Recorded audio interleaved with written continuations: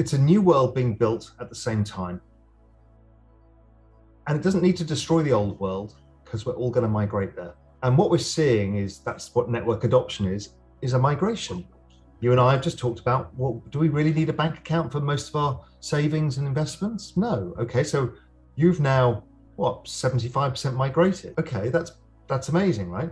And you've migrated to another world that functions really well. We're still testing it, but it functions really well. So what happens is over time, people become less reliant on the old world. And this is what people miss about the central bank digital currencies. They're actually making it easier for you to migrate to the new world. And I think that's purposeful. You know, I've had conversations with the Department of Defense and all sorts of people. They know, they're fully aware of the risks that the leverage has within the system, the interconnectedness of the financial system. They're completely aware of it. So for this to be a way for the system not to blow up, it ends with a whimper and not a bang. So bit by bit, people just move.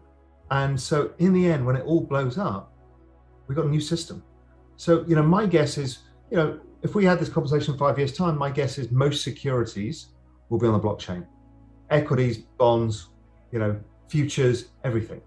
So then what does that mean? It's like, well, if somebody goes bust, you know who owns what. Central bank digital currencies, they're coming after your privacy. Firstly, you've given, that's somebody screaming on Twitter, right? So which has their information. And then they're on a Google browser that knows everything they've ever looked at, everything they've ever bought, everything they watch. Basically, Google knows every single thing that you do. In my house, I've got Nest. That knows, because you come in the house, you put your phone down. Well, the Nest knows what room you're in. It knows, Google knows where you are. So do Apple, anywhere in the world, any time of day.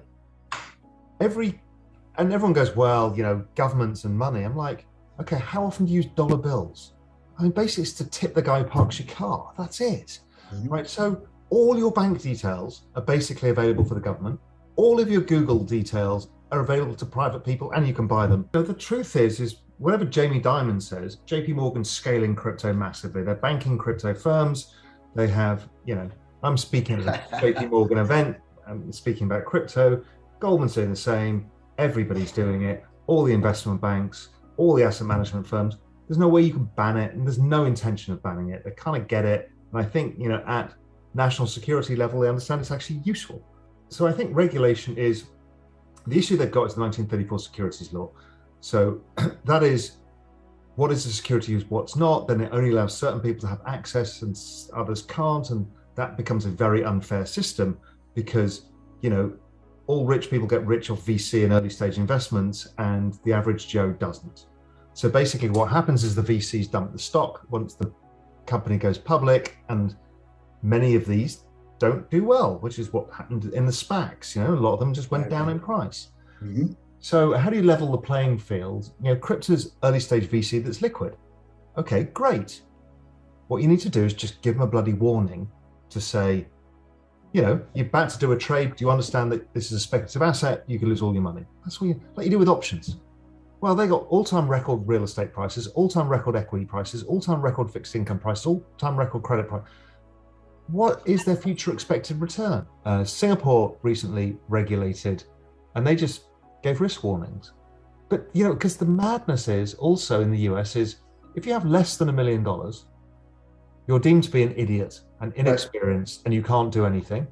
But the moment you have that $1 extra, you're now genius and you're able to open the entire financial world is yours. I mean, who makes this rule, right? The reason sorry, I'm ranting now, but who makes these securities rules is that came out of the Great Depression. And what it was a way of centralizing the power within the banking industry because you had to go through an intermediary. The combo, if those are your concerns, then the combo of gold and Bitcoin is actually a nice portfolio. It's actually pretty decent. And you can sit that quietly. Gold dampens the volatility somewhat. Crypto gives you upside. Super interesting. But to talk about how it's taking market share, and it is, because I'm seeing all the family offices allocate outside of gold because of it's just storing it, moving it around. It's bloody clunky and experience in the contemporary age. And like one of my clients for Global Macro Investor is a famous, very elderly, well, in age, not in mind, Italian industrialist. And I mean, he's a gold guy. He's a gold guy. You know, he grew up having to escape the war into Switzerland, across the border from Italy, blah blah blah. So he's gold guy through and through. I mean, his crypto position now for the last 2 years has been 5 times out of his gold position.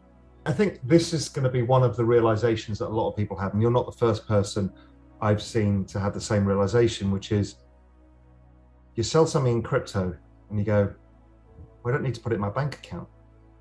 And then you realize you immediately flip it into a stable coin. Within 5 minutes, you're earning yield. And you're like, huh. So all of that, I have to go to a middleman, I have to pay them to get access to this product and then that, and the bank takes 3 days to clear. It's like, well, it's all nonsense. Why the hell would you even bother? And I've seen a lot of people go through this. It's like, I just paid my physical living bills using my bank account. But, you know, why bother with have your assets in a bank? And I get it, makes sense. You've basically been given the green right to 1.3 billion people, and Indians kind of understand the value of gold.